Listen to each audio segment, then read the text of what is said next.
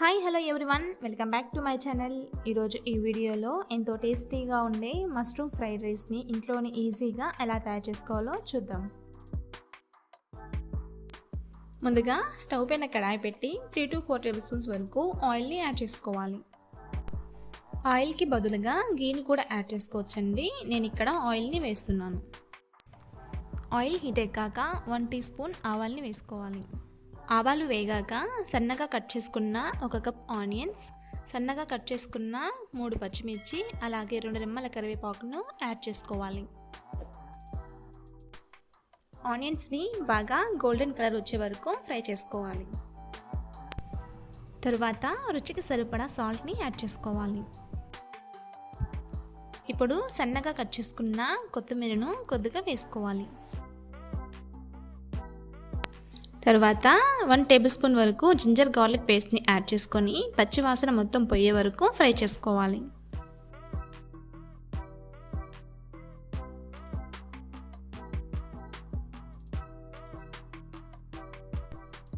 ఇప్పుడు 1/2 tea spoon పసుపును వేసుకోవాలి. తరువాత 1 టీ స్పూన్ వరకు చిల్లీ పౌడర్ని యాడ్ చేసి బాగా మిక్స్ చేసుకోవాలి.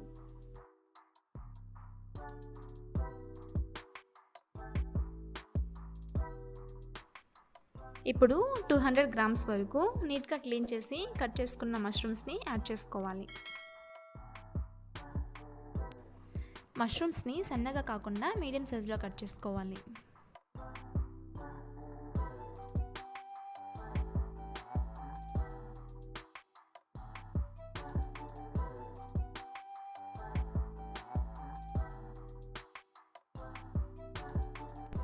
మష్రూమ్స్ నుంచి వాటర్ వస్తుంది కదా, ఈ వాటర్ మొత్తం ఇంకిపోయే వరకు ఇలానే ఉడికించుకోవాలి.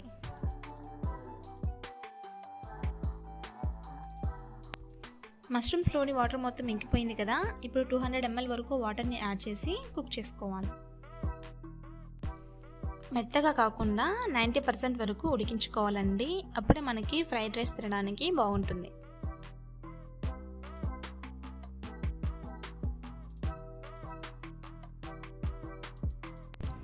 ఆల్మోస్ట్ రెడీ అయిపోయింది. ఇప్పుడు ఫ్రెష్గా దంచుకున్న పెప్పర్ పౌడర్ని 1 టేబుల్ స్పూన్ వరకు యాడ్ చేసి మిక్స్ చేసుకోవాలి. ఇప్పుడు వేడివేడిగా కుక్ చేసుకున్న రైస్ని ఇందులోకి యాడ్ చేసుకోవాలండి. ఇప్పుడు 2 టేబుల్ స్పూన్స్ వరకు కొత్తిమీరను యాడ్ చేసుకోవాలి. మొత్తాన్ని కూడా ఒకసారి మిక్స్ చేసుకుంటే ఎంతో టేస్టీగా ఉండే మష్రూమ్ ఫ్రైడ్ రైస్ రెడీ.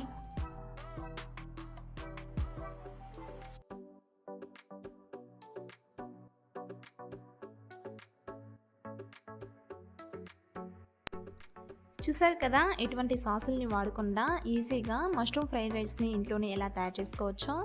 ఇలానే మీరు ట్రై చేయండి, చాలా పర్ఫెక్ట్గా వస్తుంది. ఇలాంటి మరిన్ని మంచి వీడియోల కోసం మన ఛానల్ని సబ్స్క్రైబ్ చేసుకోండి, అలాగే పక్కన ఉన్న బెల్ ఐకాన్ని క్లిక్ చేయండి.